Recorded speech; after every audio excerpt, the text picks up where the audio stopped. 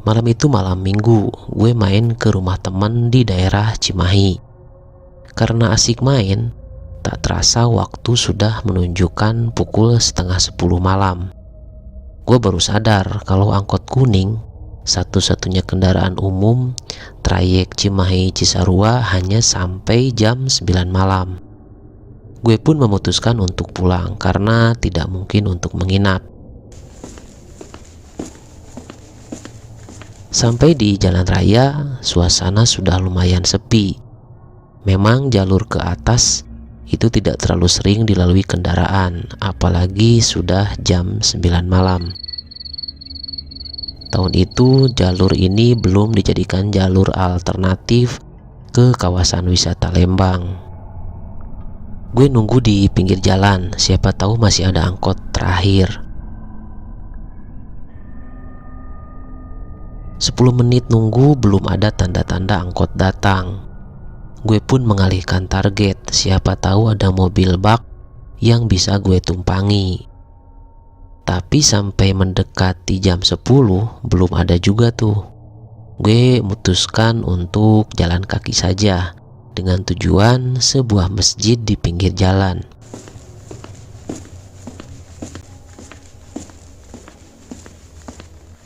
Gue terus jalan sampailah gue ke rumah terakhir. Setahu gue setelah itu memang sudah tidak ada rumah lagi. Sampai akhirnya nanti ketemu masjid di pintu gerbang sebuah komplek yang gue maksud tadi. Setelah rumah itu jalanan nyaris tanpa penerangan. Sebelah kanan dan kiri hanya kebun penduduk. Perkiraan gue paling jalan hanya 10 menit sudah sampai ke masjid itu. Gak sampai 5 langkah gue jalan, tiba-tiba dari sebelah kiri gue ada suara. Kedengarannya suara nenek-nenek gitu. Dia ngomong dalam bahasa Sunda. Jang, linggi heula. Artinya tuh kalau bahasa Indonesianya, "Dek, mampir dulu." Gue kaget, spontan gue cari sumber suara. Gue lihat di sebelah kiri ada sosok yang berdiri di bawah pohon. Sosok itu tidak terlihat jelas karena memang lumayan gelap. Gue mulai takut. Kalaupun itu manusia, ngapain jam 10 malam berdiri di sana? Gue udah siap-siap aja mau lari. Tapi tiba-tiba entah dari mana datangnya, gue gak cukup sadar. Tiba-tiba di sebelah kanan gue itu ada angkot yang berhenti. Dalam ketakutan, tiba-tiba ada angkot yang dari tadi gue tungguin. Gue gak mikir panjang dong. Langsung saja gue naik ke angkot itu. Angkot pun maju. Beberapa menit duduk, gue baru sadar angkot itu jalannya sangat pelan. Angkot itu berwarna hijau. Supirnya memang terlihat sendirian di depan. Ia memakai jaket coklat dan pakai topi. Logikanya, dengan jalanan yang lancar, pasti angkot itu juga pengen segera sampai rumah. Seharusnya dia ngebut, melaju cepat. Gue heran, tapi saat itu gue cuma bisa diem karena gue hanya numpang dan gak bisa protes. 10 menit kemudian, angkot itu melewati masjid yang gue mau samperin tadi. Nah, gue lihat di sana ada satpam yang sedang duduk di depan gerbang. Nah, di situ benar-benar terasa bahwa angkot itu sangat pelan. Gue lihat satpam itu cukup lama. Anehnya lagi, saat satpam itu melihat ke arah gue dan angkot, dia seperti ketakutan dan langsung masuk ke dalam pos satpam.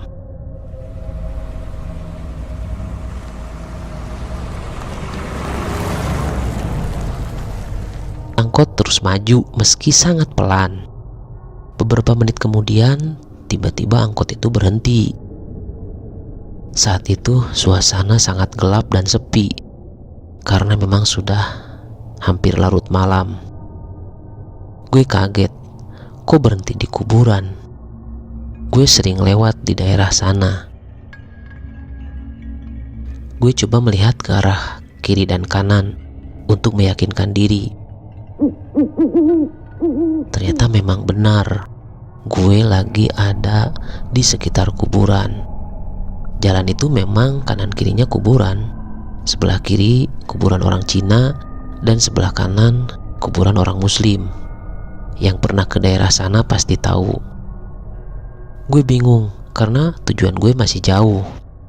Akhirnya gue beranikan diri untuk nanya, "Kang, nggak sampai atas?" Supir itu hanya diam. Dia gak menoleh ke arah gue sama sekali. Gue makin bingung. Akhirnya gue turun. Mau gimana lagi, mungkin dia hanya bisa antar sampai sini. Gue turun dan langsung melangkah ke arah depan. Niatnya mau ngasih ongkos. "Kang, ini ongkosnya." Gue nyodorin uang. Si Akang tetap diam. Gue lebih bingung lagi. Tiba-tiba kepala si Akang itu menoleh ke arah gue. Dan saat itulah gue kaget luar biasa. Gue lihat mukanya si Akang itu berlumuran darah. Mukanya nyaris hancur. Gue shock banget. Kaki gue tiba-tiba lemes. Gue coba lari dengan sisa kekuatan yang ada. Sekuat tenaga gue lari ke arah depan. Perasaan gue lari lumayan kencang. Tapi saat gue lihat ke kanan, angkot itu masih ada di sebelah gue. Dan si Akang itu masih menatap gue. Jadi dari tadi gue hanya lari di tempat. Gue sudah tidak kuat. Gue lemes banget. Beberapa detik kemudian, tiba-tiba angkot itu maju dan langsung belok kanan.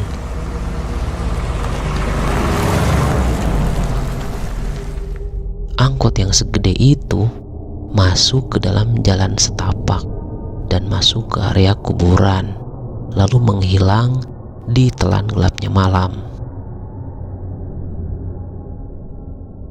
Kejadian itu sangat cepat. Gue sudah lemas dan akhirnya gue ambruk. Gue tidak tahu apa yang terjadi. Gue pingsan. Tiba-tiba kayak ada yang goyang-goyangin badan gue. Pelan-pelan gue buka mata. Gue lihat ada dua orang yang tak dikenal berdiri di sebelah gue. Salah satu dari mereka nanya, "Sep, kenapa tidur di pinggir jalan?" Gue yang masih kaget belum bisa jawab. Gue tengok kanan kiri. Gue lihat ada mobil bak. Oh, mungkin bapak itu yang bawa mobil. "Kang, boleh ikut ke atas?" Pelan-pelan gue ngomong ke mereka untuk minta tolong. Mereka pun dengan sigap memapah gue ke atas mobil. Kita bertiga duduk di depan. Selama perjalanan, si bapak kembali nanya. Gue ceritain pelan-pelan dari awal hingga akhirnya gue ditemukan mereka dengan terdampar di pinggir jalan. Mereka berdua kaget mendengar cerita gue. Tapi mereka tidak banyak omong. Mereka hanya bilang, "Tadi saya tolong, takutnya kamu korban begal." mereka sepertinya sudah paham apa yang terjadi dan kejadian-kejadian aneh yang sering terjadi di sana. Sampailah gue di warung tempat gue dan teman-teman SMA gue nongkrong. Waktu sudah menunjukkan jam 1 lewat. Di sana ada teman-teman gue yang sedang nonton bareng Liga Spanyol. Muka gue yang pucat dan napas gue yang masih tersenggal membuat mereka semua kaget. Setelah gue tenang, gue pun bercerita kejadian dari awal sampai akhir. Sungguh cerita yang gue pikir tidak akan pernah mengalaminya lagi. Seperti cerita dalam film-film horor. Hari Seninnya gue sekolah seperti biasa. Tiba-tiba di kantin sekolah sudah banyak orang yang ngomongin gue. Katanya ada anak SMA di sekolah yang dibawa angkot hantu. Ternyata yang menceritakan adalah anak kelas lain yang kebetulan dapat cerita dari supir angkot yang ternyata adalah bapaknya dari teman gue itu. Jadi yang nolongin gue malam itu adalah orang tua dari teman gue, tapi beda kelas. Kejadian itu sempat viral dan gue sampai sekarang masih ingat dan selalu ditanya-tanya kalau kebetulan mampir ke sekolah.